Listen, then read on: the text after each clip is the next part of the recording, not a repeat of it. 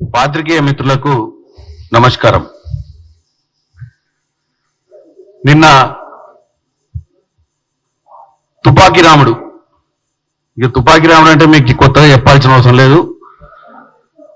తుపాకీ రాముడు గారు నిన్న మాట్లాడుతూ రజతోత్సవాల గురించి ప్రతి దగ్గరికి పోయి సన్నాహ సభలు చేస్తున్నట్టు ప్రిపరేటరీ మీటింగ్స్. సరే, అన్నిటికీ మూలమైనటువంటి ప్రశ్న నేను వేయాలనుకుంటున్నా ఈరోజు. ముఖ్యంగా ఇప్పుడు ఆయన యాక్టివ్ ఉండు, వాళ్ళ నాయన పిట్టల దూరం అంటే ఎట్లా రిటైర్ అయిపోయి ఫామ్ హౌస్ నుండి ఎక్కువ బయట తిరుగుతలేడు. ఓన్లీ తుపాకీ రాముడు ఒక్కడే అగ్రెసివ్గా ఉండు కాబట్టి తుపాకీ రాముడికి క్వశ్చన్ అడుగుతున్నాను. తెలంగాణ ప్రజలకు మీరు ఈ రజతోత్సవాలు టిఆర్ఎస్ తెలంగాణ రాష్ట్రీయ సమితికి చేస్తుర్రా, భారతీయ రాష్ట్రీయ సమితికి చేస్తుర్రా? నాకు తెలిసి తెలంగాణ రాష్ట్రీయ సమితి అనే పార్టీ 2001లోనో 2000లోనో స్టార్ట్ అయినట్టుంది. తర్వాత దాంతోటే మీరు అధికారంలోకి వచ్చి బాగా దోసుకున్న తర్వాత మీకు భారతదేశాన్ని పేరు పెట్టి భారతదేశాన్ని కూడా దోసుకోవాలన్న ఆలోచన వచ్చి టిఆర్ఎస్ ని బిఆర్ఎస్ గా మార్చిన మీరు మరి 25 సంవత్సరాల మీ కార్యక్రమం రేపు జరగబోయే 27వ తారీఖు సభ బ్యాక్ డ్రాప్ లో బిఆర్ఎస్ ఉంటుందా, భారతీయ రాష్ట్రీయ సమితి ఉంటుందా, తెలంగాణ రాష్ట్రీయ సమితి ఉంటుందా అని ఒక తెలంగాణ పౌరునిగా, ఒక పార్లమెంట్ సభ్యునిగా కాదు ఇది అడిగేది నేను, ఒక తెలంగాణ పౌరునిగా మీ పార్టీ స్టాండ్ ఏంది, మీ పార్టీ బ్యాక్ డ్రాప్ లో ఏం పెడుతుంది, మరి తెలంగాణ ప్రజలకు ఏం సందేశం ఇద్దాం అనుకుంటారు? ఈ పార్టీ బతుకున్నట్టేనా టిఆర్ఎస్, మరి బిఆర్ఎస్ ఉన్నట్ట?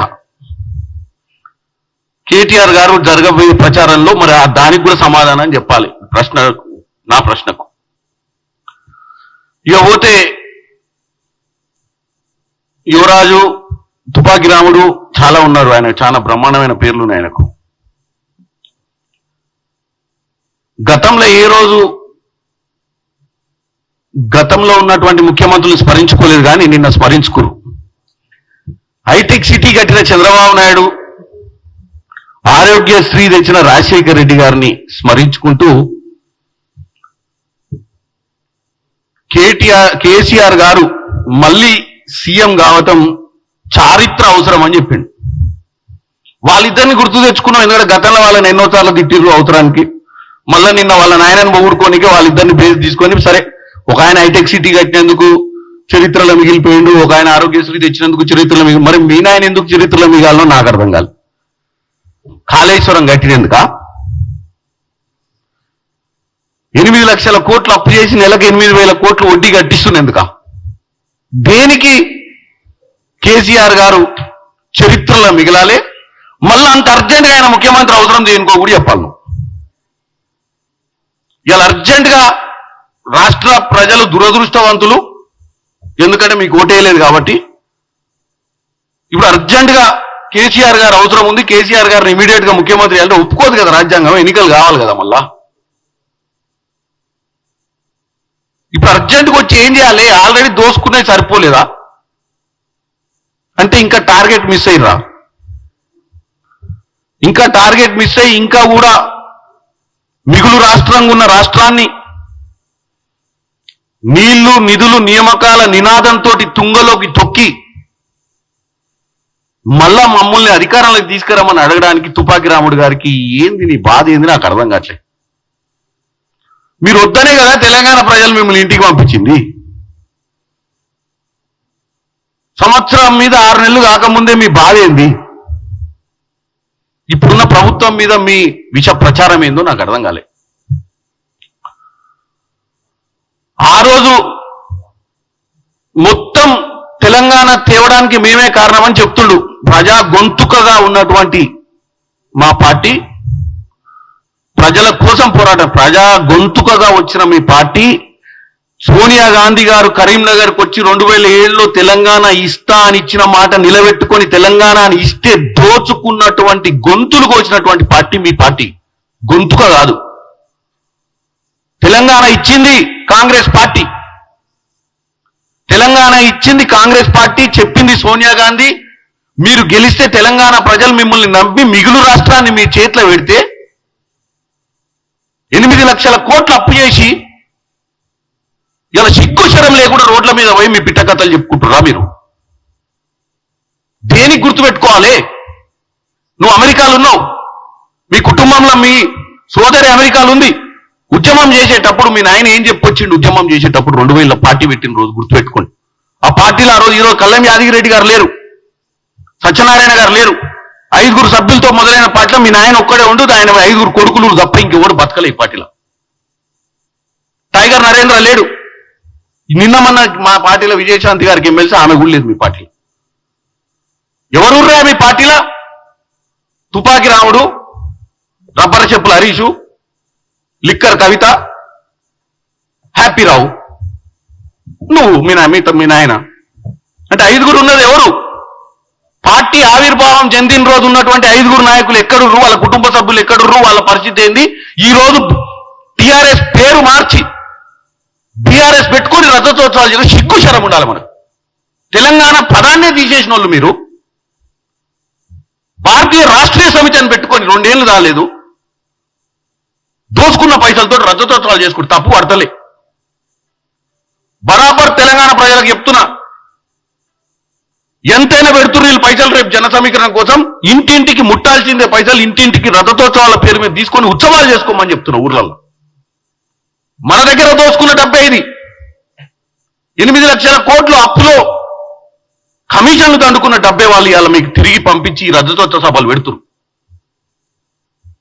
దానికేం సీరియస్నెస్ లేదు రథోత్సవం, ఎందుకంటే టీఆర్ఎస్ఏ లేనప్పుడు రథోత్సవం ఎందుకుంటది?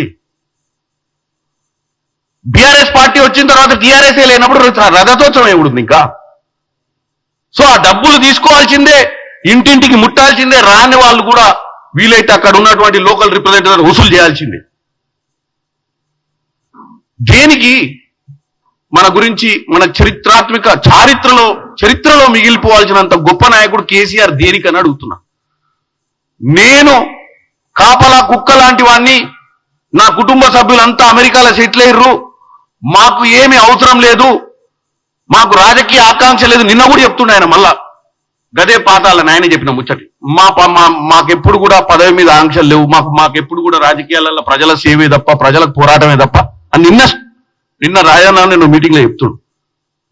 ఇదే మాట మీ అయ్యే చెప్పిండు ఆ రోజు.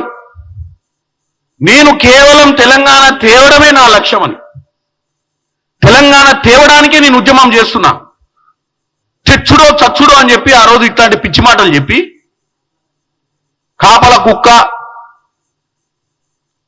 ఏమంటారు, ముళ్ళు గుచ్చుకుంటే నోటితోటి పంటితోటి తీస్తా, ఈ పంచు డైలాగులు కొట్టే మనం అప్పుడు అధికారంలోకి వచ్చినాక ఏమైంది? దళిత ముఖ్యమంత్రి బాయ్, దళిత ముఖ్యమంత్రిని చేస్తా, దళితులందరూ గుర్తుపెట్టుకోవాలి, దళిత ముఖ్యమంత్రిని తెలంగాణ మొట్టమొదటి ముఖ్యమంత్రి చేస్తా అని చెప్పిన కేసీఆర్ 10 ఏళ్ళ నుండి ఇప్పుడు 3వసారి మళ్ళీ ఆయన అవసరం వచ్చిందట, పామోజులకి వెళ్ళి లేచి వస్తాడట. ఇప్పుడు జనం అన్నం తింటలేరట ఆయన లేకపోతే.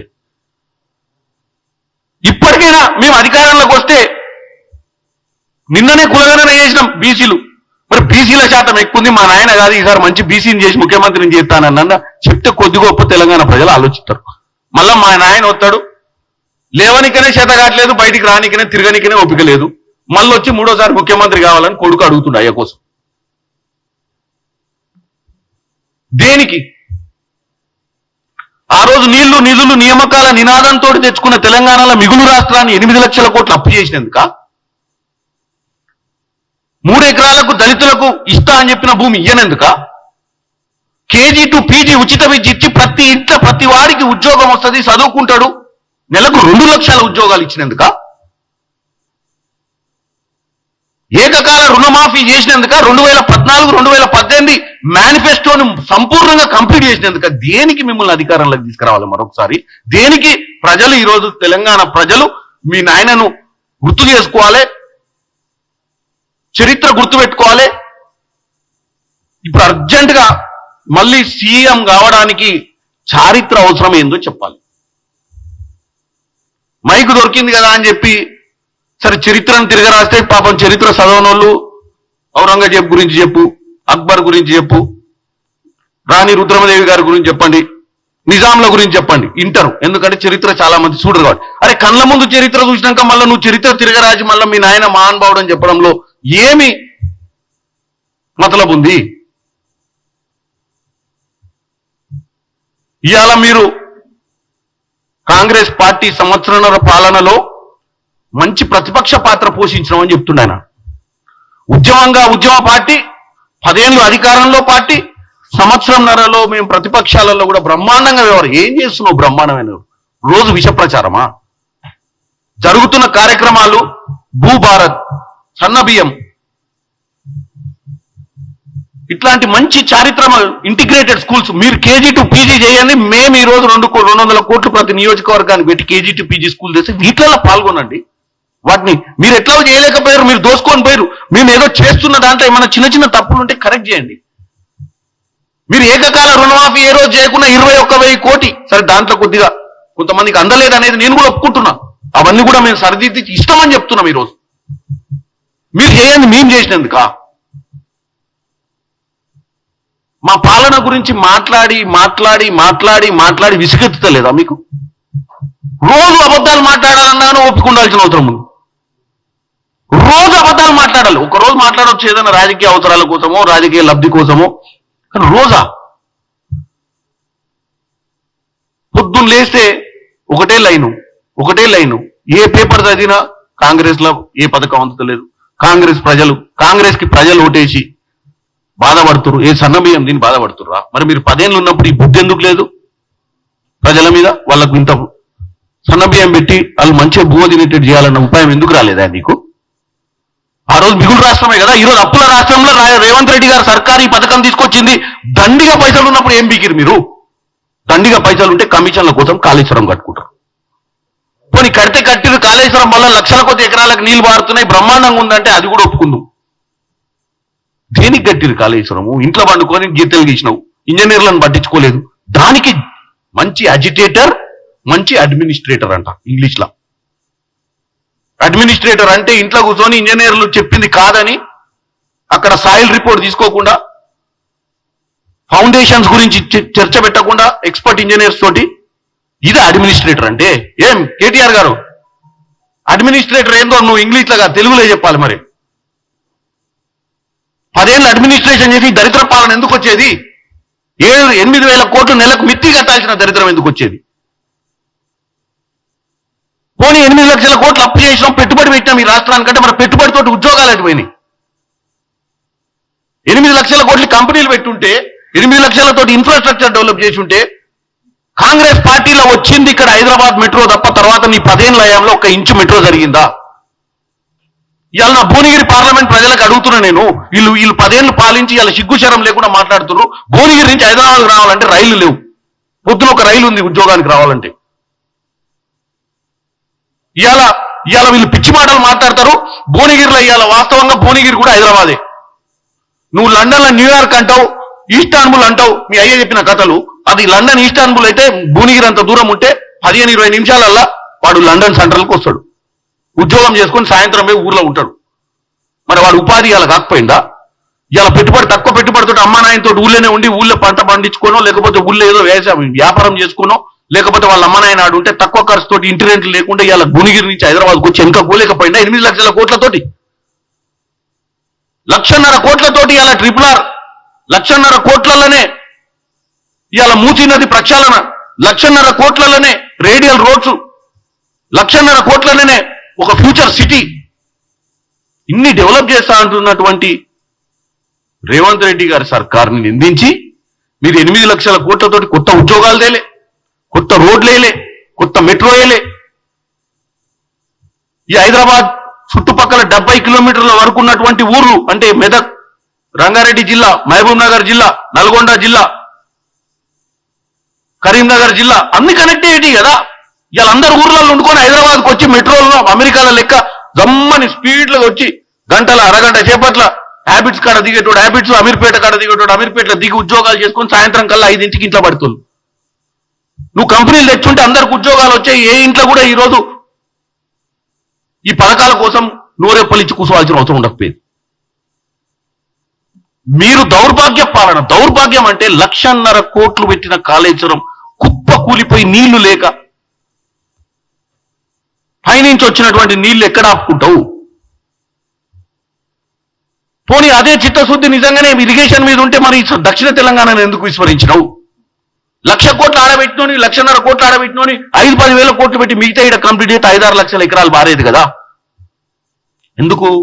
అవి కాంగ్రెస్ పార్టీ చేసినటువంటి ప్రాజెక్టులు. అవి కంప్లీట్ చేస్తే కాంగ్రెస్ పార్టీకి మంచి పేరు వస్తుంది. అవి చేయడం వల్ల ప్రజలకు మంచి అయితేంది, బొంగు అయితేంది. ప్రజలు ఏమన్నా మనకు పర్మనెంట్ అరవై, మన పేరు ఎప్పటికీ చరిత్రలో నిలబడాలని ఊహతోటి మీ నాయన చేసిన రాజకీయం ఇది. నిజంగానే ప్రజలకు చిత్తశుద్ధి, మీ పార్టీ గురించి గొప్ప చెప్పుకుంటున్నాం, మీ పార్టీ గురించి ఇవాళ తెలంగాణ ప్రజలకు తెలవాలి. ఎందుకంటే ఈ కొత్త తరానికి మీరు పార్టీ పెట్టింది ఎలక్షన్లు, బై ఎలక్షన్లు, కమిషన్లు, కలెక్షన్లు, వీటి కోసం పెట్టిరు. ఏ రోజు మీకు చిత్తశుద్ధి లేదు తెలంగాణ తీసుకురావాలని. మీ నాయన గుండె మీద చేసుకొని చెప్పమను. అక్కడ మంత్రి పదవి ఇవ్వకపోతే చంద్రబాబు నాయుడు గారు వచ్చి ఇక్కడ దుకాణం పెట్టి దండుకుందామని వచ్చిరు. మీరు కమిషన్లు దండుకుందామని ఏ రోజన్నా మీరు బై ఎలక్షన్ల మీదే చూపించిన చిత్తశుద్ధి మీరు ఏడ చూపించారు? ఆ రోజు 2004లో కాంగ్రెస్ పార్టీ పుణ్యాన, ఆ రోజు మీరు కాంగ్రెస్ పార్టీ మీకు అలయన్స్ ఇస్తే కాంగ్రెస్ పార్టీ పుణ్యాన నువ్వు సెంట్రల్ మినిస్టర్ అయినావు. నీ అల్లుడు రబ్బర్ చెప్పులు హరీషు ఎమ్మెల్యే కాకుండా మంత్రి అయిండు. అయ్యి ఈ రోజు కాంగ్రెస్ పార్టీ పనికిరాదు, కాంగ్రెస్ పార్టీకి అడ్మినిస్ట్రేషన్ రాదు, మీ నాయనకి అడ్మినిస్ట్రేషన్ వస్తుంది. మీ నాయన మంత్రి పదవి కోసం ఆ రోజు తెలుగుదేశం పార్టీలకు వెళ్ళి బయటకు వచ్చిన విషయాన్ని తెలంగాణ ప్రజలు గుర్తుపెట్టుకోవాలి. వాళ్ళ నాయన ఏమి బాపు కాదు, పిత కాదు. ఇక మళ్ళెందుకు పీత ఆయన అని అందరూ తెలుసు. కాకపోతే వీళ్ళు దాన్ని ఎట్లా పోర్ట్రే చేస్తున్నారు అంటే, అసలు ఈ భారతదేశంలోనే గాంధీ గారు, నెహ్రూ గారు, పటేల్ గారు, తర్వాత అక్కడ సౌత్ ఆఫ్రికాల నెల్సన్ మండేలా గారు, ఇప్పుడు కేసీఆర్ గారు అన్నట్టు చెప్తున్నారు ఈ చరిత్రలో. రోజు చెప్పంగా సక్సెస్ అయిద్దని వాళ్ళ ఆలోచన. నిజంగానే అనుకుంటున్నాను కేసీఆర్ గారిని కూడా నెల్సన్ మండేలా లెక్క, లేకపోతే గాంధీ గారి లెక్క ఊహించుకుంటారేమోనని. నేను ఈ రోజు క్లియర్ గా చెప్తున్నా, వీళ్ళకి ఏ రోజు పార్టీ పెట్టిన రోజు చిత్తశుద్ధి లేదు. పార్టీ పెట్టి కమిషన్లు, కలెక్షన్లు చేసినటువంటి పరిస్థితి వీళ్ళది. సోనియా గాంధీ గారు 2007లో కరీంనగర్కి వచ్చినప్పుడు డెఫినెట్ గా తెలంగాణ ఇచ్చి తీర్థం, నాకు నష్టం వచ్చినా కష్టం వచ్చినా నేను ఇచ్చిన మాట నిలబెట్టాలన్న ఉద్దేశంతో సోనియా గాంధీ గారు 32 మంది ఎంపీల సగంకి పైన ఒప్పుకోకుండా ఇచ్చిన మాట నిలబెట్టుకోవడానికి తెలంగాణ రాష్ట్రాన్ని ఇచ్చి, సరే మీకున్న వాక్చాతుర్యంతో ఈ రోజు నువ్వు ఏదైతే తుపాకి రాముడు మాట్లాడుతున్నావు, మీ నాయన పిట్టల ద్వారా కూడా అదే మాట్లాడి తెలంగాణ ప్రజల్ని కన్విన్స్ చేసి గెలిచిండే అనుకుందాం. ఏమైంది? ఇంత ఉత్సవాలు చేసుకొని 10 లక్షలు 15 లక్షల మందిని చేసి ఆ స్టేజ్ మీదకి వెళ్ళి ఏం చెప్దాం అనుకుంటారు? దోసుకున్న విధానానికి చెప్దాం అనుకుంటారు. నేను ఒకటే అడుగుతున్నా, మీరు దోసుకున్న దానికి క్షమాపణ చెప్పండి. రాష్ట్రాన్ని అప్పుల పాలు చేసినందుకు మీరు రజతోత్సవం 27 నాడు జరుగుతున్న రజతోత్సవంలో ప్రజలకు క్షమాపణ చెప్పాలి. ఎట్లా నాకు ఇన్ఫర్మేషన్ వచ్చింది, వాస్తవం అవాస్తవం వాళ్ళే చెప్పాలి. బీసీ కులగణన అయింది కాబట్టి రాష్ట్రంలో బీసీలకు మంచి సందేశం ఇవ్వాలని చెప్పి వాళ్ళు బీఆర్ఎస్ పార్టీ ఒక బీసీ అధ్యక్షుని ఇవ్వాలని ఆలోచన వచ్చినట్టు మాకు ఇన్ఫర్మేషన్ ఉంది. చేయండి, మంచిదే. మా బీసీ బిడ్డలకు మేం చేసినటువంటి కులగణన తోటి అలా 50% పైచిలుకున్నట్టు వాళ్ళు 46% ప్లస్ 10% ముస్లిం ఓబీసీలు కలిపి 56% ఉన్నట్టు నిర్ధారణ అయింది. కాబట్టి బీఆర్ఎస్ వాళ్ళు రియలైజ్ ఆ పార్టీకి బీసీ అధ్యక్షుని చేస్తే డెఫినెట్ గా మేము ఆహ్వానిస్తున్నాం. కాకపోతే మీరు డెఫినెట్ గా మీరు చేసినటువంటి దౌర్భాగ్య పాలన మీద క్షమాపణ చెప్పాల్సిన అవసరం ఉంది. మిగులు రాష్ట్రంగా ఉన్న రాష్ట్రాన్ని మా చేతిలో పెట్టినప్పుడు అప్పుల రాష్ట్రంగా పెడితే మేము సంవత్సరం మీద 6 నెలల పాలన మేము చేస్తుంటే మేము జనానికి సన్నబియ్యం పెడితే ఓర్వలేరా? మేము ఇంటిగ్రేటెడ్ స్కూల్ కట్టి కేజీ టు పీజీ ఉచిత ఎడ్యుకేషన్ ఇస్తే ఓర్వలేరా? మేము 4th సిటీ తీసుకొచ్చి కొత్త కంపెనీలను ఇలా జపాన్ వేరు, అంతకుముందు వరల్డ్ ఎకనామిక్ ఫోరం దావోస్ లో పోయి పెట్టుబడులు తీసుకొస్తే ఓర్వలేరా?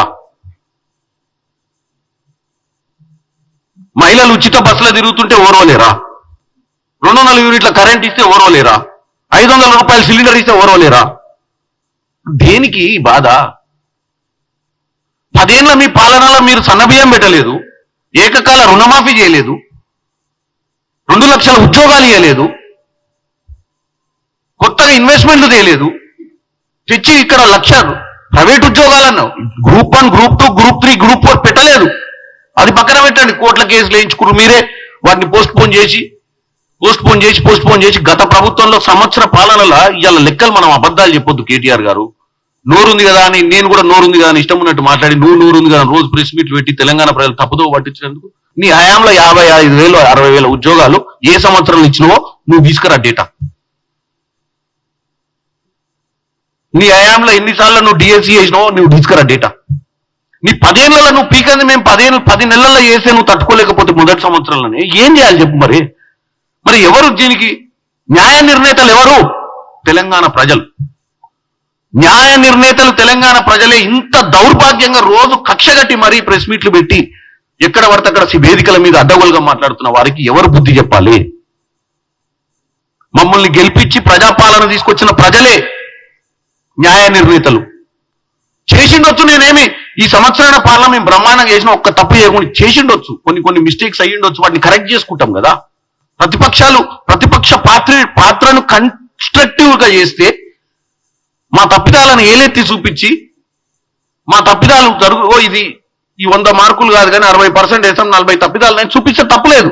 అసలే జీరో 21,000 కోటి ఏడికి పోయినాయి. మరి 24 లక్షల చిల్లర రైతులకు రుణమాఫీ జరిగిందని లెక్కలు చూపిస్తుంటే ఇంకా నువ్వు ఒక్క పథకం చేయకపోయా ఏడికి పోయినాయి మరి ఈ డబ్బంతా.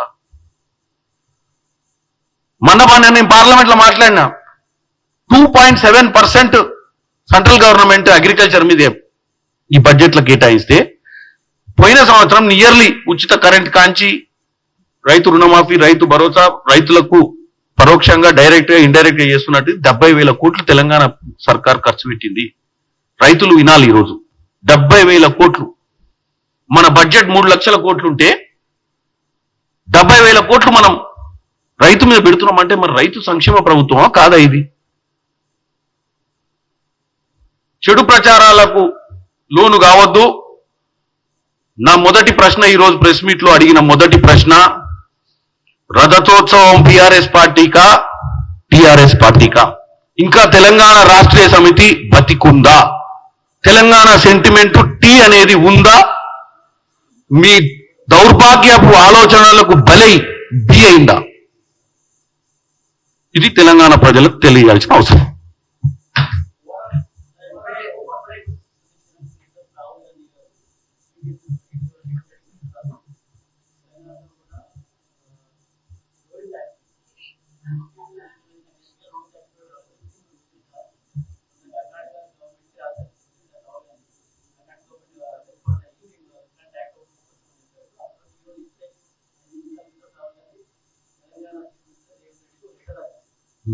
రోహిత్ యాక్ట్ యూనివర్సిటీస్లలో డెఫినెట్ గా రాహుల్ గాంధీ గారు సమాజం మీద కానీ సామాజిక దృక్పథం ఉన్న వ్యక్తి. ఆయన ఆలోచన ప్రజల కోసం. ఏ రోజు ఆయన ఏమంటారు రాజకీయ కోణంలో చూడడు. అందరికీ న్యాయం జరగాలి, అందరికీ సముచిత న్యాయం జరగాలి, సముచిత స్థానం ఉండాలని కోరుకునే వ్యక్తి కాబట్టి ఆయన డెఫినెట్ గా ముఖ్యమంత్రి గారికి రాసి ముఖ్యమంత్రి గారు దాని గురించి స్పందిస్తారు.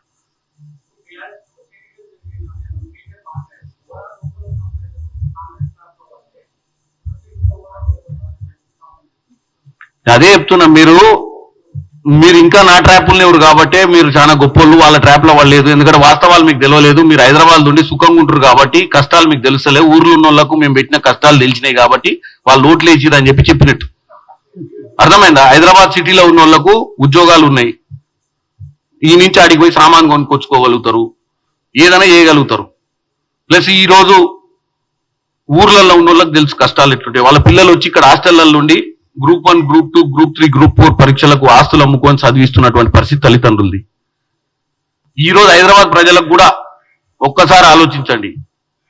ఇవాళ మనం ఏం చేద్దాం అనుకున్నా, మూసి ప్రక్షాళన చేద్దామన్నా, మనం మంచి అట్మాస్ఫియర్ లో బతకాలన్న ఉద్దేశంతో చేస్తున్నాము. నెగిటివ్ పబ్లిసిటీ చేయడం, నెగిటివ్ మాట్లాడటం చాలా ఈజీ. పాజిటివ్ చేసేటప్పుడు 100 మంది ఎదురు పడుతుంటారు. అడ్మినిస్ట్రేషన్స్ వాల్యూస్ కొన్ని ఉండొచ్చు, అవన్నీ కరెక్ట్ చేసుకునే విధంగా నాయకుడిని మనం గెలిపించుకున్నాం. ప్రజలకు ఒకటే కోరుకుంటారు, హైదరాబాద్ ప్రజలకు కానీ మీరు నమ్మి ప్రజాపాలన తెచ్చుకోరు.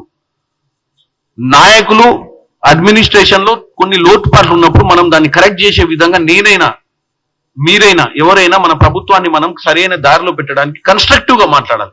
మీరు ఓట్లేసి ఈ రోజు గర్వంగా చెప్పుకుంటారు హైదరాబాద్ రింగు లోపల నాకు బాగా బొంగు పడే అని.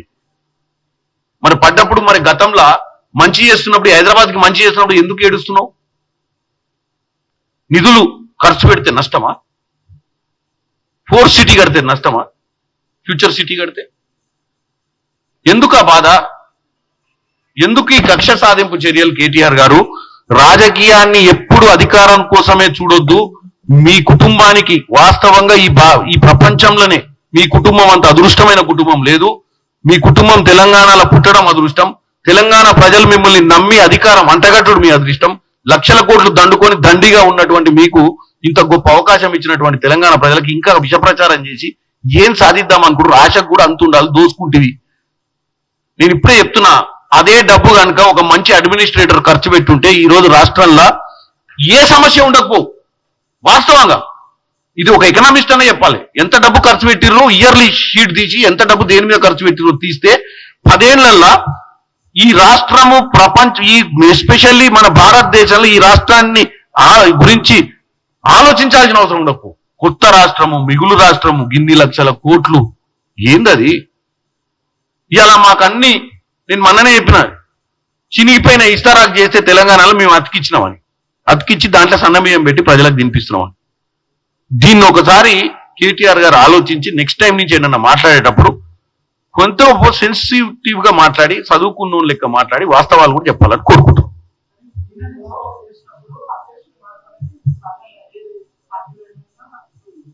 అందుకే చెప్పినా కదా జోష్యం అంటే ఇప్పుడు ఏమైనా ఇప్పుడు మనకి ఇన్ఫర్మేషన్ వచ్చింది వాళ్ళు బీసీని అధ్యక్షుని చేస్తారని. ఇది వాస్తవం. వాళ్ళ పార్టీ లీడర్ ఒక ఆయన చేసిండు, చూడు మీరు ఏదో బీసీలకు కులగణన చేసిన దెబ్బలు దరుచుకుంటారు, మా సార్ మంచి బ్రహ్మాస్త్రం వేస్తుడు మీ మీద అని. ఏంటంటే బీసీ ప్రెసిడెంట్ చేద్దాం అనుకుంటున్నాడు పార్టీకి అని.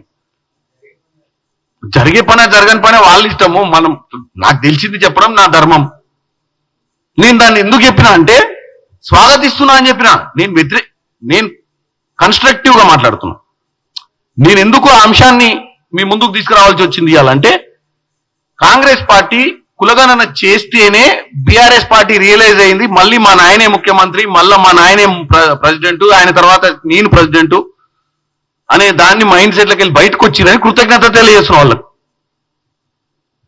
ఎందుకంటే ప్రజల తరఫున నాకేం ఫైదా లేదు దానివల్ల. ప్రజలకు న్యాయం జరుగుతుంది, ప్రజలకు మంచి జరుగుతుంది, ప్రజలను గుర్తిస్తుర్రు. వెనుకబడ్డ వర్గాలకు కూడా ఆ సొంత పార్టీ ప్రొపరేటరీ కన్సర్న్ పార్టీల అధికారం ఇస్తుర్రు అనే దాని మీద ఆనందం వ్యక్తం చేసిన.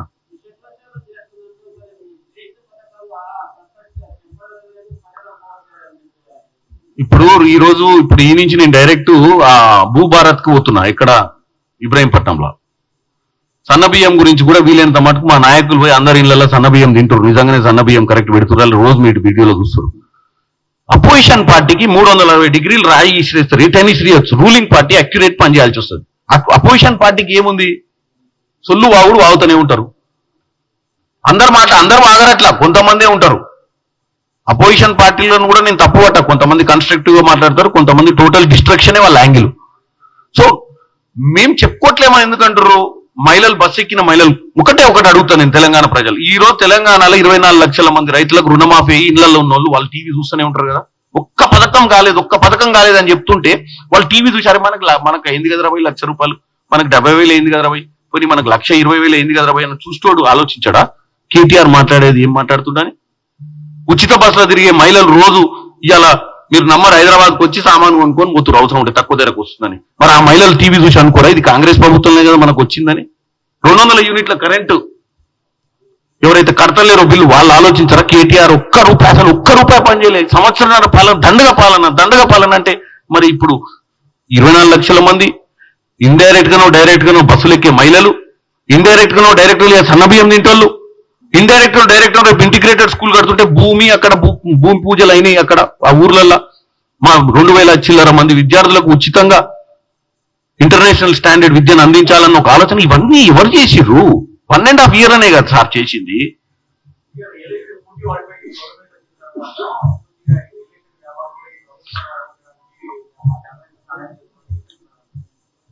అది కేటీఆర్ గారి గొప్పతనం ఏంటంటే తెలంగాణ ప్రజలు కూడా చూడాలి. రియల్ ఎస్టేట్ బిజినెస్ అనేది పడిపోయిందా లేచిందా, మరి వాళ్ళ రియల్ ఎస్టేట్ పార్ట్నర్లు ఇమీడియట్ గా ప్రభుత్వాన్ని కూలదొయ్యాలన్న ఆలోచనను డెఫినెట్ గా మనం ఏ రకంగా చూడాలి, ఇది కూడా చెప్తున్నా.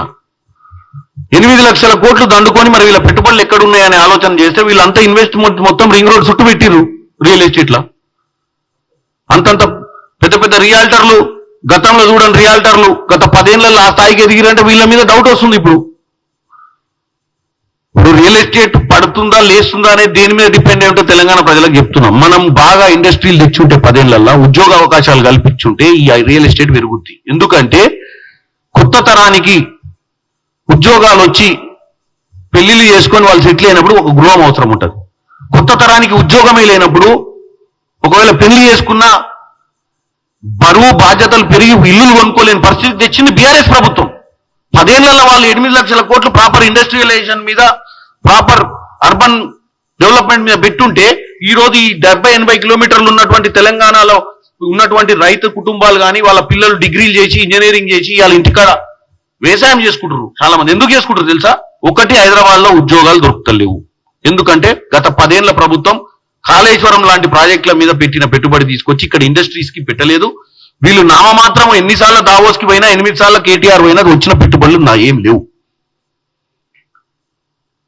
సంవత్సరంన్నరలా మేము తీసుకొచ్చి రియల్ ఎస్టేట్లు కింద పడే బిల్డింగులు కింద పడేసలేం మేము. వాస్తవంగా వీళ్ళు 10 ఏళ్లలో కనుక కన్స్ట్రక్టివ్ గా చేసి ఉంటే ఇలా 1000 మంది బీహార్, ఉత్తరప్రదేశ్, ఇలా నాయిడాలో, మన నాయిడా కానీ, గుడ్గాం కానీ, బెంగళూరు కానీ మనకంటే ముందు ఎందుకున్నాయి? వాళ్ళ దగ్గర రోజు నాకు తెలిసి కొన్ని 1000 మంది కొత్త ఉద్యోగాల కోసం ఆ ఊర్లలోకి వస్తుంటారు. వచ్చినప్పుడు వాడు అపార్ట్మెంట్ కొనుక్కోవాల్సి వస్తుంది. మన దగ్గర వీళ్ళు రియల్ ఎస్టేట్ ఆర్టిఫిషియల్ గా డెవలప్ చేసారు తప్ప దాన్ని నేచురల్ గా ఈ 10 ఏళ్లలో ఒక విజనరీ లీడర్షిప్ ఈయన ఎప్పుడు వాళ్ళ నాయన పెద్ద టాప్ అజిటేటరు, అడ్మినిస్ట్రేటర్ అని. అదే ఉంటే ఈ దౌర్భాగ్యం ఎందుకు వచ్చేది? మేము సంవత్సరంన్నరలో మొత్తం మా మీదేస్తున్నారు ఈ ఆర్థిక మాన్యం అంతా. సంవత్సరంన్నరలో కూడా ఆర్థిక మాన్యం దేడు. ఇదంతా వాళ్ళు చేసిన దౌర్భాగ్య పాలనకు అనుభవిస్తున్నటువంటి చర్య. దీనికి రియాల్టర్లు వచ్చి ప్రభుత్వాన్ని పడేస్తాం, మీరు ఎస్ అంటే చెప్పండి సార్ అంటే ఎట్ట ఇది. కాబట్టి మీరు ఆలోచించుకోవాలని తెలియజేస్తున్నాం. అందరికీ నమస్కారం. నేను ఇందాకనే చెప్పిన ప్రతి ఒక్కరికి రైతు రుణమాఫీ, రైతు భరోసా అందరికి ఇచ్చే ప్రయత్నంలోనే ప్రభుత్వం పనిచేస్తుంది. అతి త్వరలో అన్ని జరిగిపోతుంది.